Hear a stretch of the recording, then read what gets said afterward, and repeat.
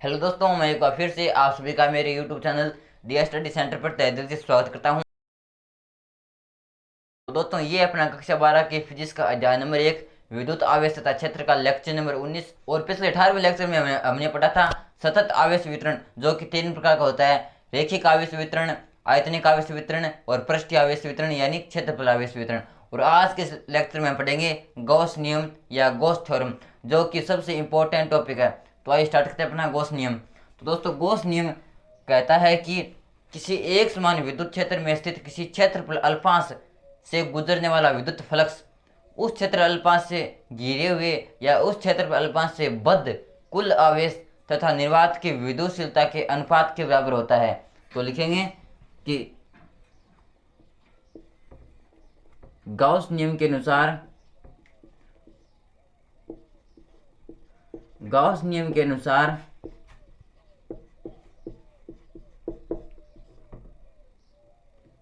एक समान विद्युत क्षेत्र में स्थित किसी क्षेत्रफल अल्पांश से गुजरने वाला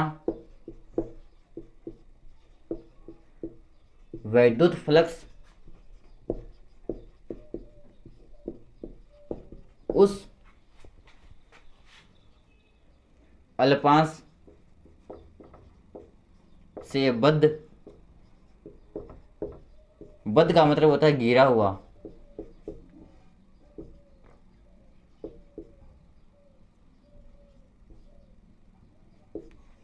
उस अल्पांश से बद्ध कुल आवेश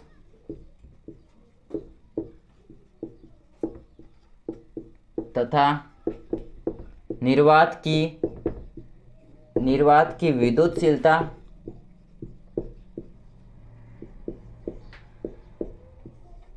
एफ, जिसे हम लिखते हैं एप्सिलॉन 0 से, तथा निर्वात की विद्युतशीलता के अनुपात के बराबर होता है।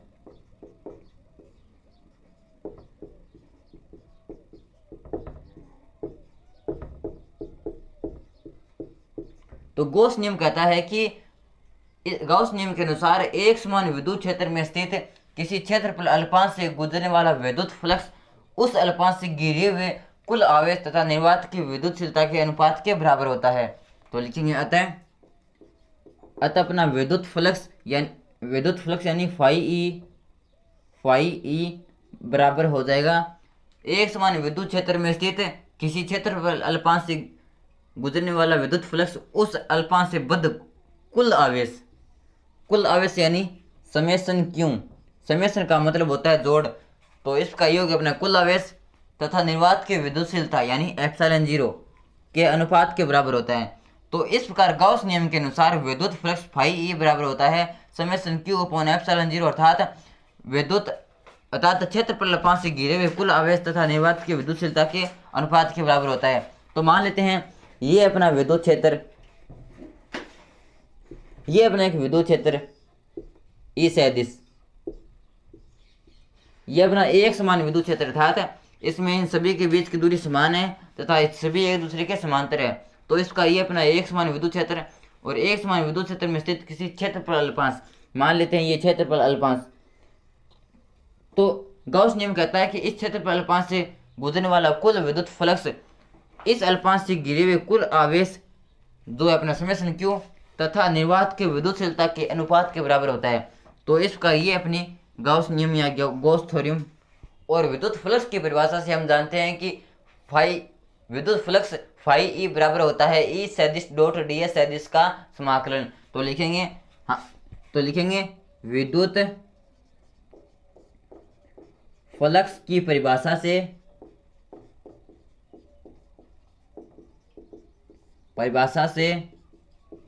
हम जानते हैं कि फाई ई बराबर होता है ई सदिश डॉट डी एस सदिश के बंद पृष्ठ कार्य का समाकलन। तो इस प्रकार ये अपना फ्लक्स की परिभाषा से विद्युत फ्लक्स और ये है गॉस नियम से। इसे मान लेते हैं समीकरण नंबर 1 और इसे मान लेते हैं समीकरण नंबर 2। तो लिखेंगे अतः अतः समीकरण नंबर 1 व समीकरण नंबर 2 से हम लिख सकते हैं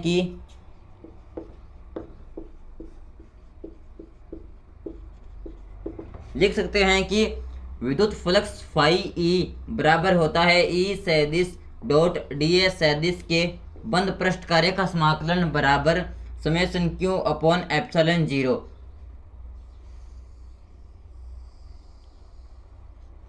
और इसे कहते हैं गाउस प्रमेय। ये है अपनी गॉस प्रमेय, गाउस प्रमेय।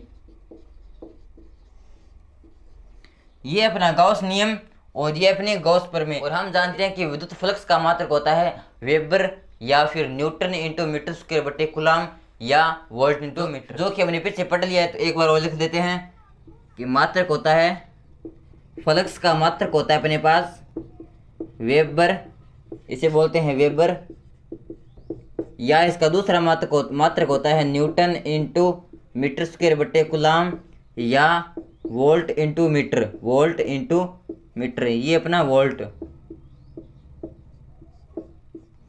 तो इसका ये 3 मात्रक है विद्युत फ्लक्स के। तो इसका ये था हमारा गाउस का नियम। अब आता हमारा टॉपिक गाउस नियम से संबंधित महत्वपूर्ण बातें। तो इसमें पहली आती है अपनी कि गाउस नियम केवल बंद पृष्ठ से परिबद्ध कुल आवेश पर निर्भर करता है तथा गाउस नियम में उपयुक्त होने वाला पृष्ठ गाउसीय पृष्ठ कहलाता है। तो लिखेंगे पहला पॉइंट कि गाउस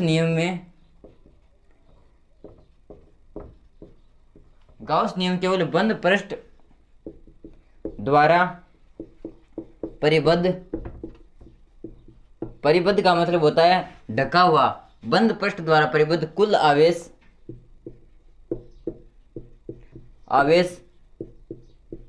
पर निर्भर करता है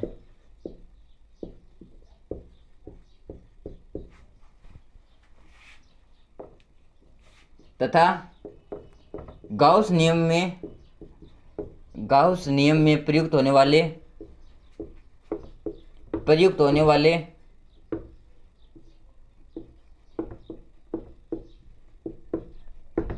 बंद पृष्ठ को गाउसीय पृष्ठ कहते हैं, गाउसीय पृष्ठ कहते हैं।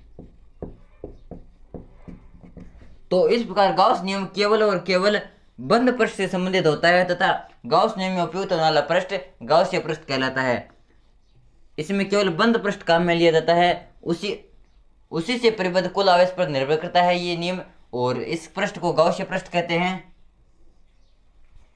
और दूसरा पॉइंट है कि गाउस पृष्ठ स्वैच्छिक काल्पनिक बंद पृष्ठ होता है।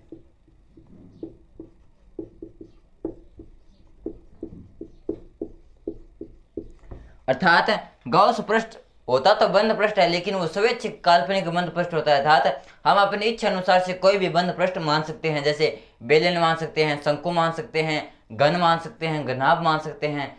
तो इस प्रकार गाउस पृष्ठ केवल बंद पृष्ठ होता है और अपने स्वैच्छिक यानी अपनी इच्छा से माना हुआ कोई भी पृष्ठ हो सकता है। और तीसरा पॉइंट है जो कि सबसे इंपॉर्टेंट पॉइंट है, वो है कि गाउस नियम में फ्लक्स का मान गाउस नियम के पृष्ठ के आकार, आकृति व आयतन पर निर्भर नहीं करता, बल्कि गाउस नियम में जो पृष्ठ में अंदर जो आवेश होता है उस आवेश की मात्रा, उसकी प्रकृति निर्भर करता है। तो इस प्रकार लिखेंगे तीसरा पॉइंट की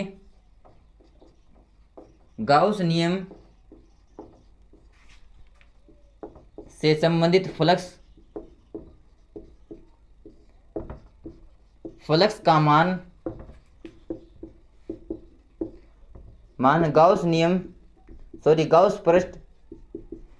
गाउस पृष्ठ के आकार, आकृति व क्षेत्रफल पर निर्भर नहीं करता है।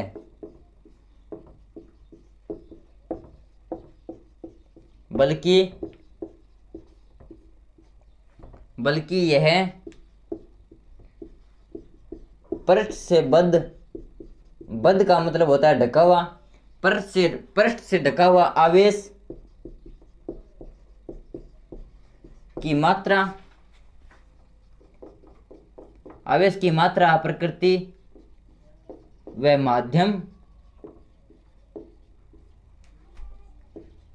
पर निर्भर करता है।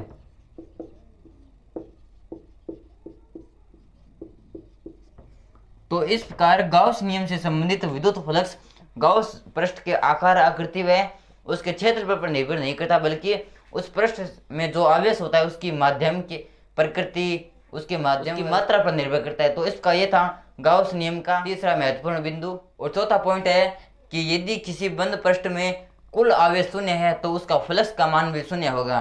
तो लिखेंगे चौथा पॉइंट कि यदि किसी पृष्ठ से बद्ध कुल आवेश की मात्रा शून्य है तो उसके फ्लक्स का मान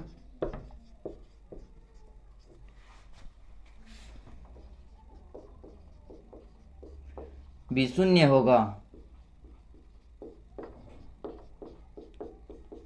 तो इसका यदि किसी पृष्ठ से बद्ध कुल आवेश की मात्रा शून्य है तो उसका फ्लक्स का मान भी शून्य होगा। अब बताना 500 पॉइंट। और 500 पॉइंट है कि बंद पृष्ठ से बाहर स्थित आवेशों का पृष्ठ से निर्गत फ्लक्स में कोई योगदान नहीं होता। तो लिखेंगे कि बंद पृष्ठ से बाहर स्थित आवेशों का पृष्ठ से निर्गत फ्लक्स में कोई योगदान नहीं होता।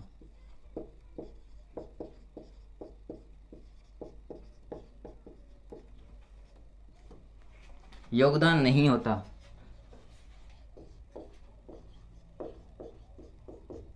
मान लेते हैं अपने पास एक बेलन है, तो मान लेते हैं उसके बाहर कोई आवेश है, तो उस पृष्ठ से जो फ्लक्स का मान होता है उसमें उस आवेश के जो फ्लक्स का मान है उसका कोई योगदान नहीं होता।